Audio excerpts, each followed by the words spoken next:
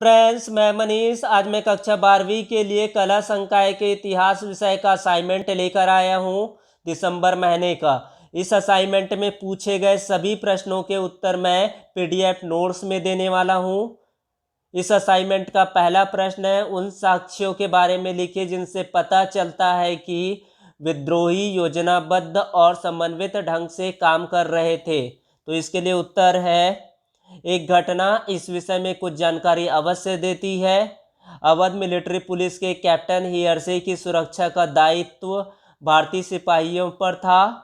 जहां कैप्टन हियर्से तैनात थे, वहीं 41वीं नेटिव इन्फेंट्री भी तैनाती थे।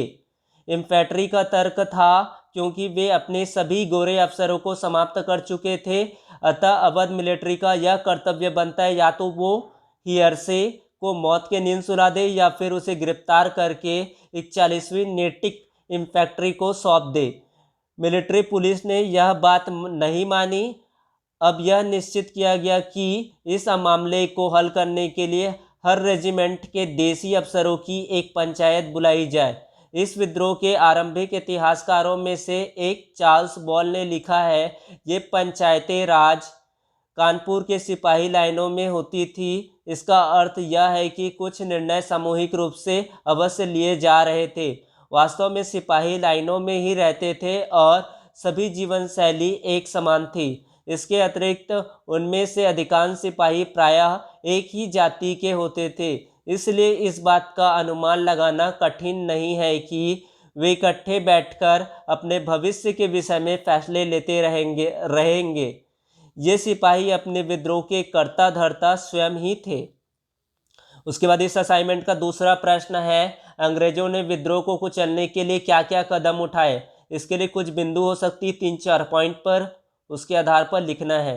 तो इसका उत्तर है, दिल्ली को अपने कब्जे में लेने की अंग्रेजों की कोशिश जून 1857 में बड़े पैमाने पर शुरू हुई थी। इस पर कुछ पॉइंट है, उसको पूरा कर सकते हैं।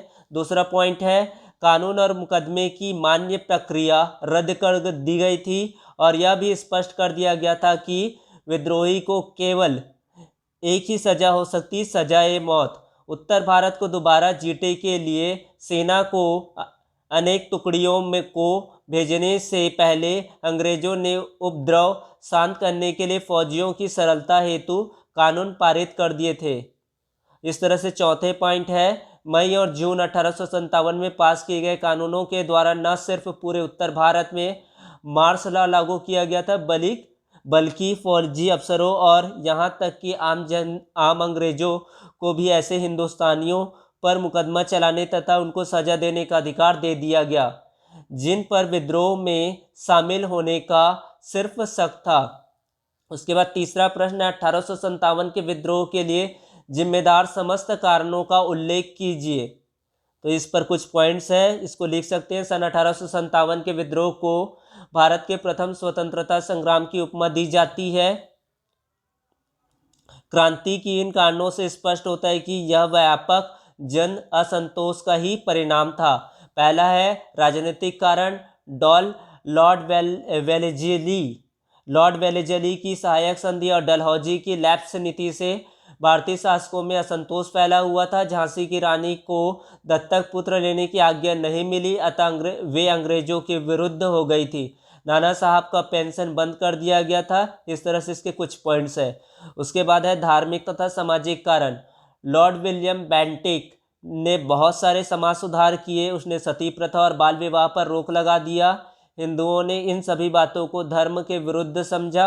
ईसाई प्रचारक अपने धर्म का प्रचार करने के साथ साथ हिंदू धर्म के ग्रंथों की घोर निंदा करते थे।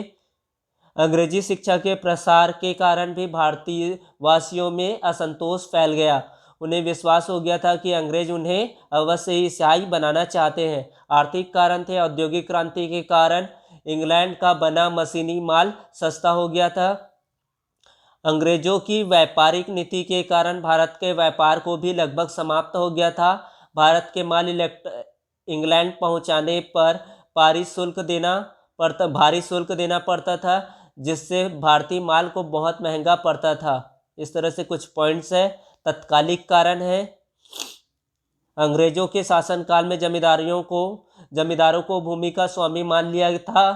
भारतीय जनता पर भारी कर लगा दिया गया था। कर इतना अधिक था कि लोगों को अपना जीवन चलाना भी मुश्किल लग रहा था। इससे तंग आकर तथा छुटकारा पाने के लिए लोगों ने विद्रोह का मार्ग अपनाया। तत्कालिक कारण क्या है इसमें? सैनिकों को नए कारतूस उपयोग करने के लिए दिए गए थे। इन कारतूस पर सूअर तथा गाय की चर्बी लगी हुई थी। अन्य भारतीय सैनिक इस घटना से बहुत क्रोधित हो गए थे। उन्होंने अंग्रेजों के विरुद्ध विद्रोह कर दिया। चौथा प्रश्न पूछा गया है 1857 के विद्रोह के बारे में चित्रों से क्या पता चलता है? इतिहासकार उन चित्रों को किस तरह विश्लेषित करते हैं? अंग्रेजों और भारतीयों द्वारा तैयार किए गए चित्र सैनिक विद्रोह का एक महत्वपूर्ण रिकॉर्ड है। इस विद्रोह के विषय में कई चित्र, पेंसिल से बने रेखांकन, उत्तीर्ण चित्र, पोस्टर, कार्टून और बाजार प्रिंट उपलब्ध है। इन चित्रों में उपलब्ध जानकारी तथा इतिहासकार द्वारा उनका विश्लेषण इस प्रकार से है। अंग्रेजों द्वारा बनाए गए चित्र, इनमें से कुछ चित्र अंग्रेजों को बचाने और विद्रोह को कुचलते वाले अंग्रेज नायकों का गुणगान किया है। तो दोस्त, कुछ चित्रों में संकट में फंसी अंग्रेज औरतों तथा बच्चों का